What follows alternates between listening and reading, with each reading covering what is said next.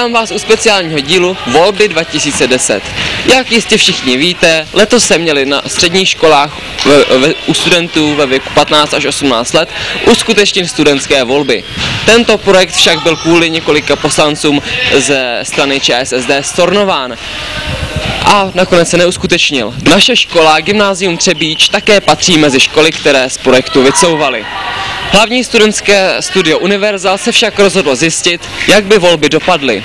Proto rozdalo 100 hlasovacích lístků mezi 100 studentů prvního a druhého ročníku a odpovídající ročníky víceletého studia. Nyní tady mám 100 lístečků, které rozdám zástupcům jednotlivých tříd. B, druhá B, druhá C,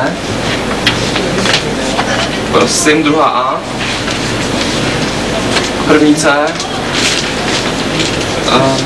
první A, první B, jo, jsem to říkal, 5. G, 6. G.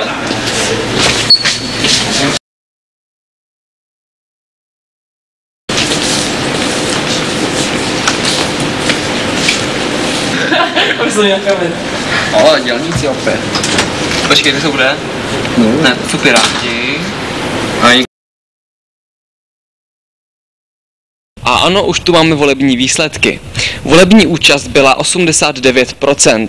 11% vůbec nehlasovalo. Což je poměrně dobrý výsledek. A nyní už tu máme výsledky jednotlivých stran. Na prvním místě se umístila strana TOP 09 31 hlasy. Na druhém místě stejně pravicová ODS s 27 hlasy. Na třetím místě Věci veřejné se 7 hlasy.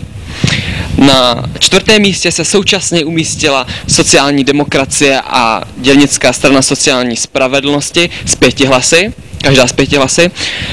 Na 5. místě se umístila strana práv občanů neboli Zemanovci se 4 hlasy.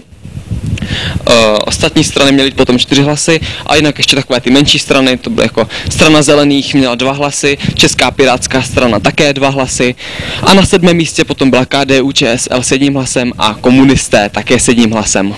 Tímto bychom měli volební průzkum na naší škole hotový a uvítám zde hosta Dana Pospíšila z 2. B, který se o politiku velice zajímá. Zdravím vás. Nepozval jsem si tě zcela náhodou, ale v nedávné době jsem spatřil záběr z tiskové konference sociální demokracie. Zřejmě víš, o čem mluvím.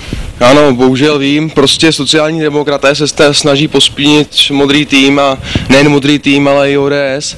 A tak si prostě vymysleli kauzu, která nás nikoho asi nepotěší z pravicových podporovatelů. Vymysleli si, že jsme najatí přímo z modrého týmu a z ODS, abychom ničili mítinky sociálních demokratů. To samozřejmě není pravda. My konáme sami čistě dobrovolně, protože nejsme schopni přijmout ty populistické sliby, které nám nabízí. No dobře, aby diváci pochopili, o čem mluvím, poprosím režii o krátký záběr z této konference. Druhý kroužkující je pan Pospíšil, další člen modrého týmu, další z účastníků těchto aktivit. Já se k němu dostanu za chviličku, proč ho uvádím ve spolupráci s panem Zentekem. Pojďme dál.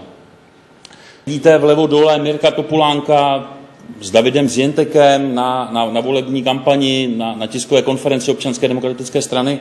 To jsou prostě lidé z tvrdého jádra Občanské demokratické strany. To nejsou žádní nezávislí studenti vyvolávající pocit sounáležitosti s odporem proti sociální demokracii.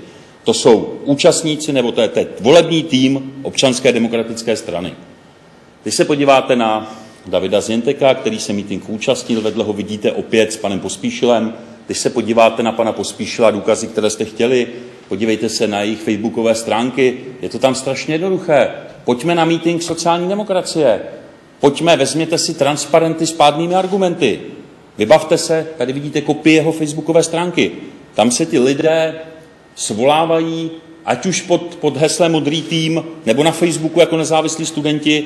Tady jsou poměrně jednoduché a přímé důkazy o tom, že na mítincích chodí rowdy z Občanské demokratické strany.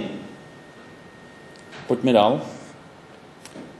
Dane, jak jsme všichni viděli, byl si označen za člověka najatého přímo ODS za účelem kažení mítinku sociální demokracie. Jak by ses k tomuto vyjádřil? Není to samozřejmě pravda, nikdo nás nenajímá, nikdo nás neplatí a jednáme čistě dobrovolně sami za sebe. A to, že jsme v modrém týmu, přece neznamená, že nás modrý tým k tomu navádí, to je přece jasné. To určitě je. A proč se domníváš, že tě tak zástupce za ČSSD, konkrétně pan Tvrdík, označil? No, prostě ČSSD vidí, že u mladých lidí ty její volební výsledky nejsou zas takové, jako u těch starých, a tak se snaží proti nám něco najít. A to je, myslím si, hlavní důvod, aby nás jako Modrý tým pošpinili. Což se jim doufám nepodaří a doufám, že lidé uvěří tomu, že Modrý tým je seriózní sdružení mladých lidí. Dobře, já ti děkuji za informace, Dane, a za rozhovor. To je od nás, milí diváci, vše. Já vám děkuji za pozornost a příště si nás pusťte zas.